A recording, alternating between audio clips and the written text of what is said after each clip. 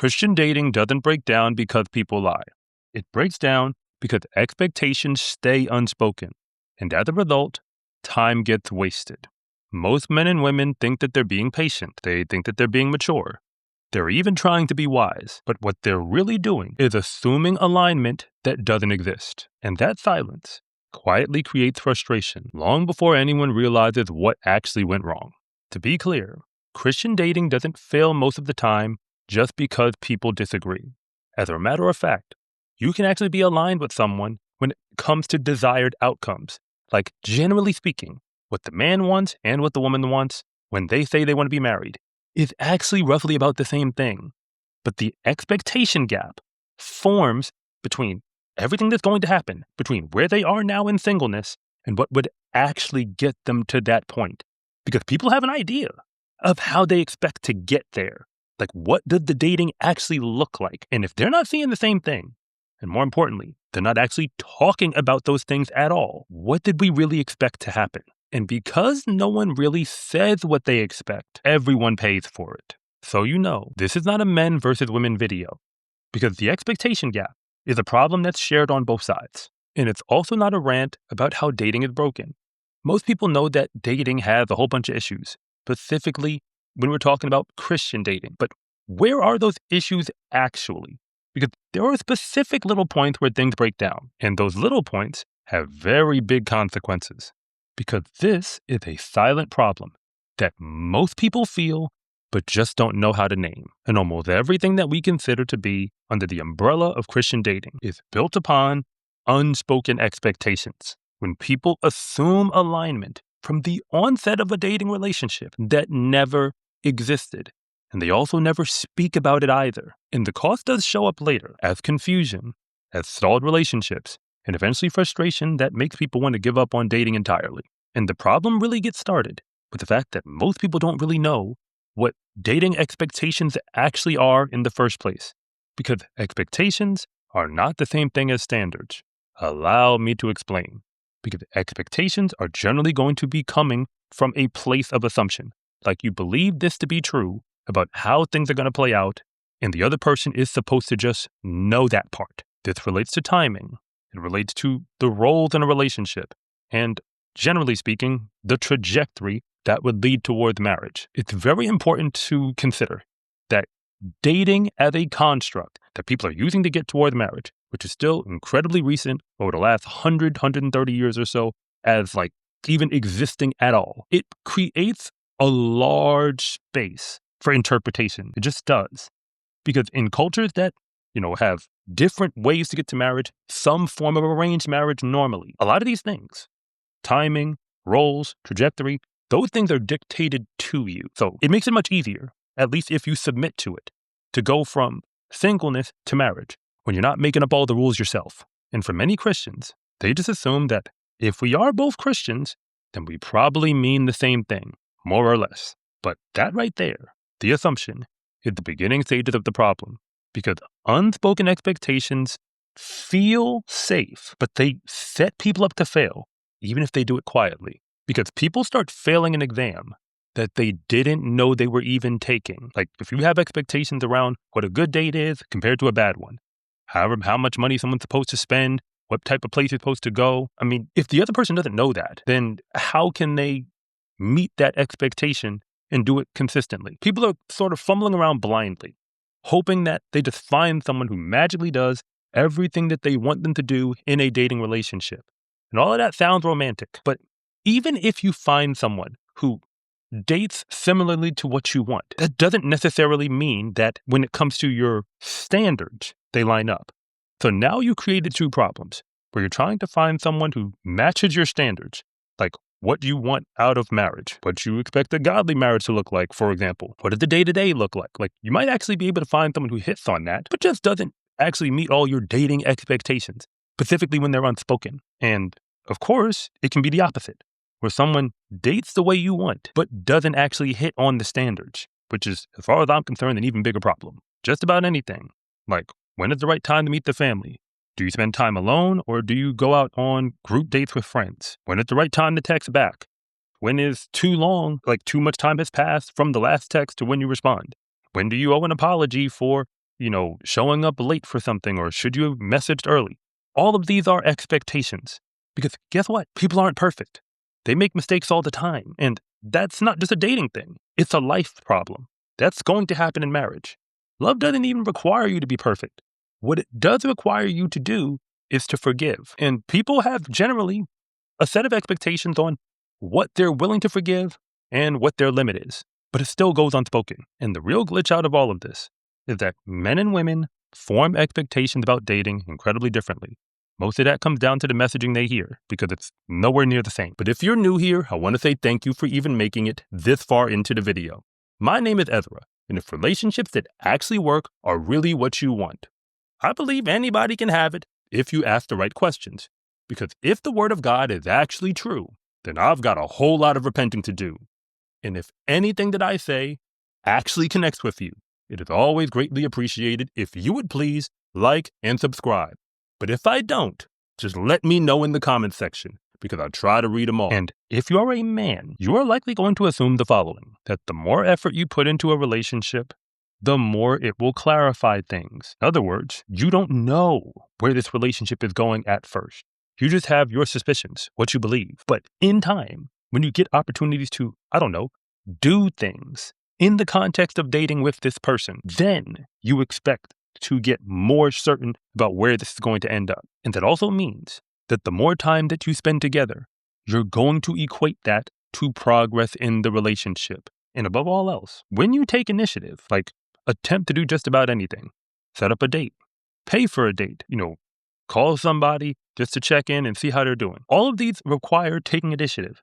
And you assume that it's going to be looked at favorably.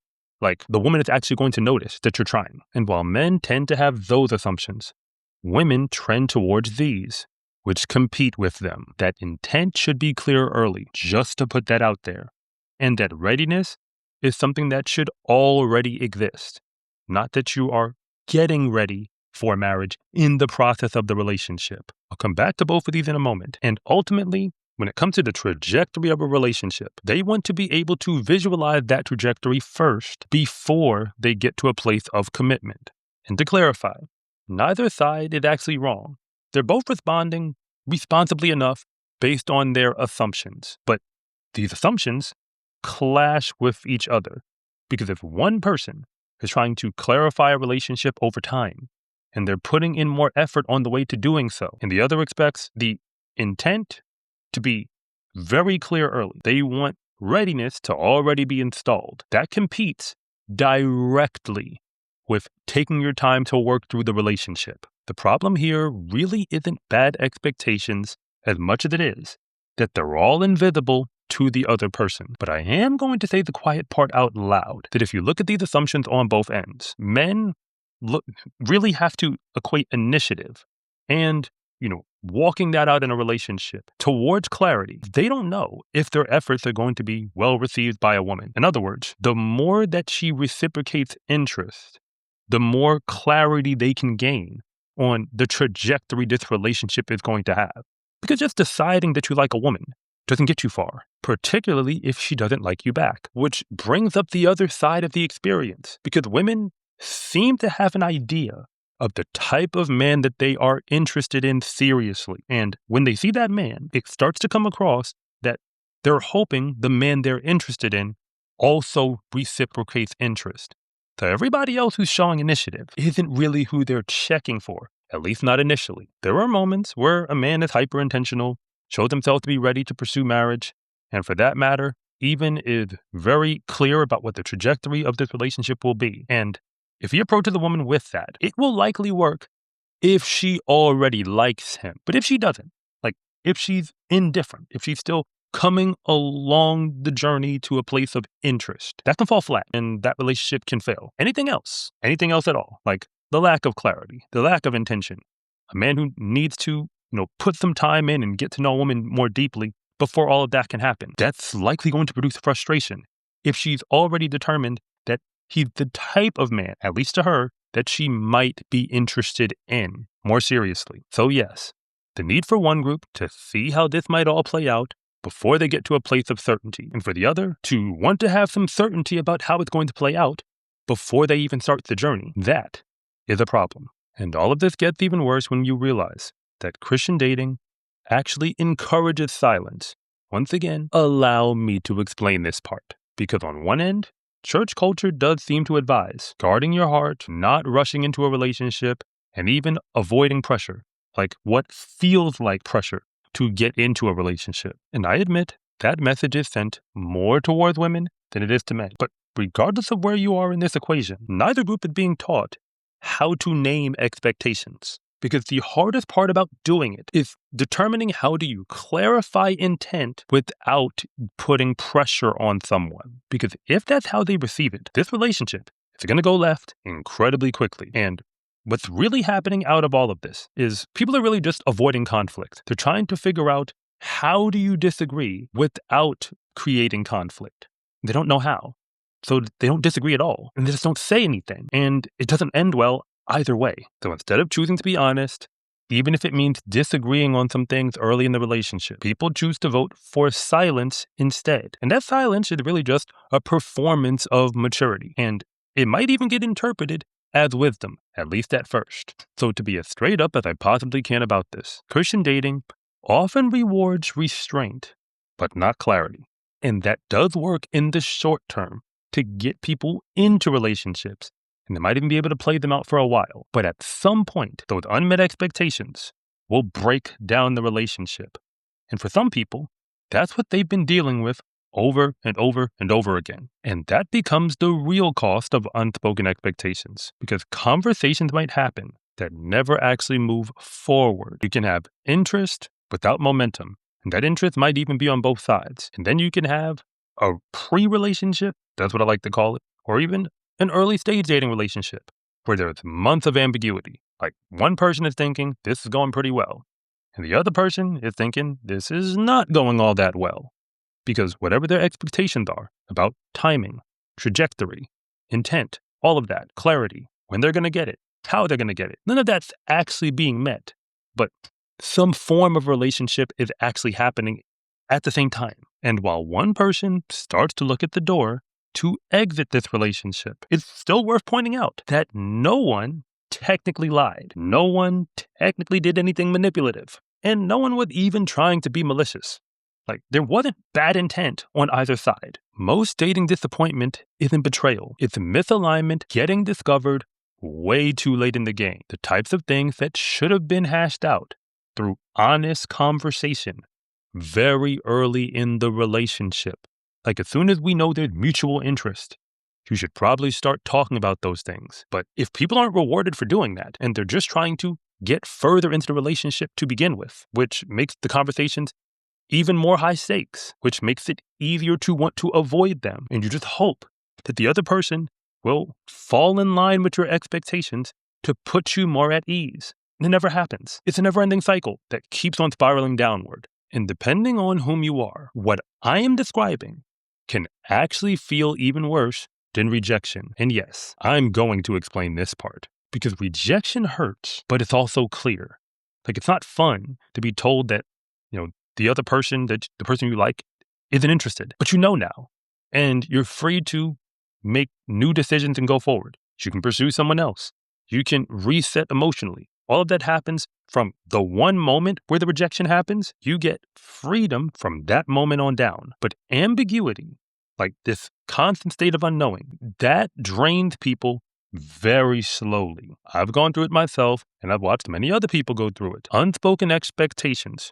They turn the time that you've put into the relationship into a sunken cost. Like, at that point, you feel as if you want to get a return on your investment, even when it becomes clear that you made a bad investment. Not a bad investment in a bad person.